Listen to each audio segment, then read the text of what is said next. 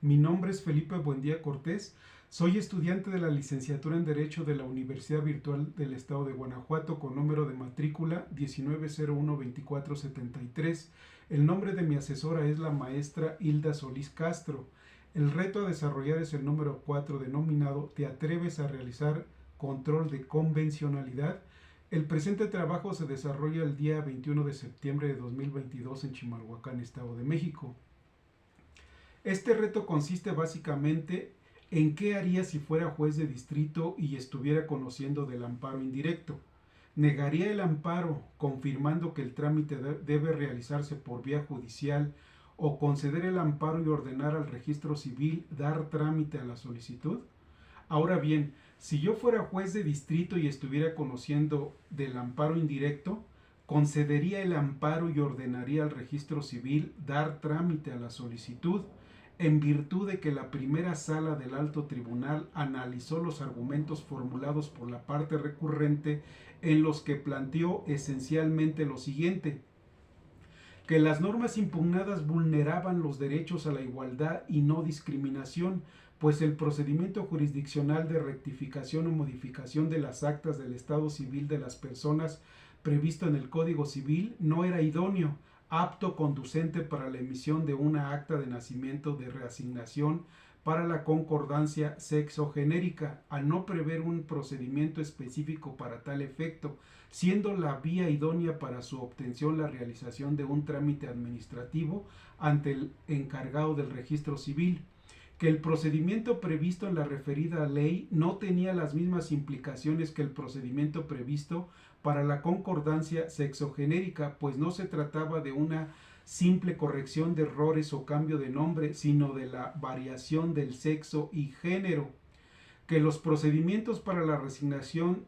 sexogenérica en las actas de nacimiento son diversos, conforme a diversos criterios emitidos por la Corte Interamericana de Derechos Humanos. Era obligación del Estado garantizar la existencia formal de recursos adecuados y efectivos para alcanzar los fines perseguidos por los gobernados. Ahora bien, para la solución del asunto, la Sala del Alto Tribunal consideró que del derecho a la dignidad humana previsto en el artículo primero constitucional se desprenden los derechos necesarios para que los individuos desarrollen íntegramente su personalidad, entre los cuales se encuentra el derecho al libre desarrollo de la personalidad, que implica la forma en que una persona decide automáticamente cómo desea proyectarse y vivir su vida.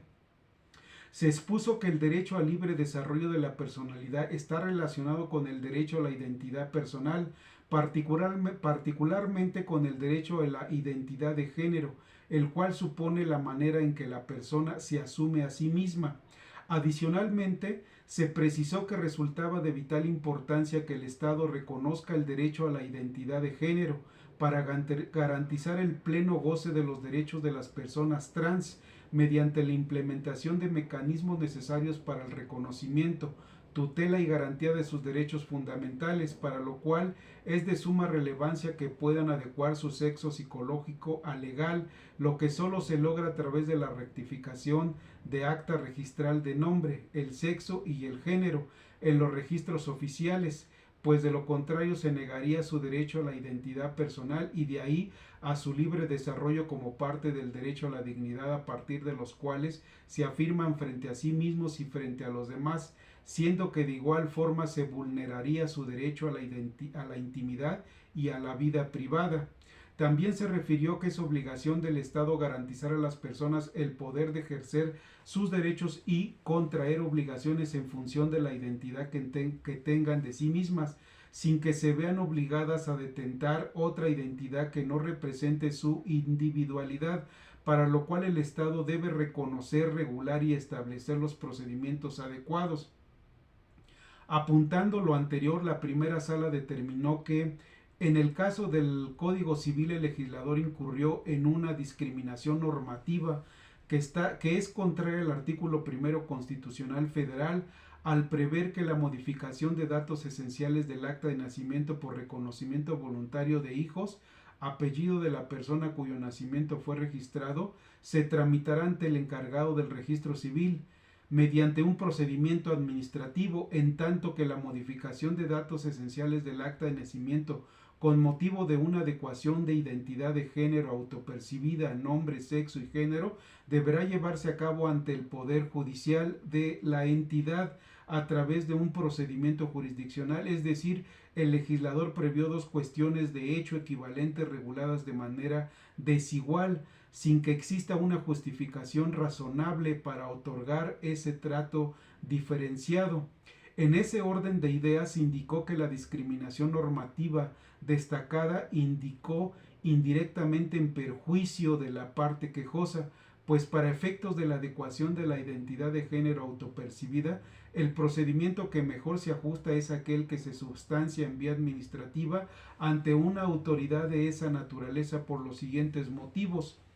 Conforme a la Corte Interamericana de Derechos Humanos, un proceso de carácter jurisdiccional puede incurrir en excesivas formalidades y demoras, además de que está encaminado a obtener una autorización, no obstante de que en caso de trámites o procedimientos tendentes al reconocimiento de la identidad de género autopercibida, el papel del Estado y de la sociedad debe consistir en conceder y respetar la adscripción identitaria. La referida Corte Interamericana estableció que aun cuando el procedimiento para la adecuación de la identidad de género autopercibida puede sustanciarse en sede jurisdiccional administrativa, este debe tener una naturaleza materialmente administrativa. Con base en lo anterior, se determinó que el registro civil deberá dar trámite a la solicitud formulada por la parte quejosa para obtener la adecuación sexogenérica del acta de nacimiento conforme a un procedimiento que se base en los estándares establecidos por la Corte Interamericana de Derechos Humanos, que son estar enfocado a la adecuación integral de la identidad de género autopercibida, estar basado únicamente en el conocimiento libre e informado del solicitante sin que se exijan requisitos como certificaciones médicas y o psicológicas u otros que puedan resultar irracionables o que etiqueten a las personas como enfermas por razón de su identidad de género. Los cambios, correcciones o adecuaciones en los registros y los documentos de identidad deben ser confidenciales, es decir, no deben reflejar los cambios de conformidad con la identidad de género. Deben ser expeditos y en la medida de lo posible gratuitos. No deben exigir la acreditación de operaciones quirúrgicas u hormonales. Por tales consideraciones, la primera sala del Alto Tribunal resolvió amparar y proteger a la parte quejosa en contra del Código Civil y su acto de aplicación. Gracias.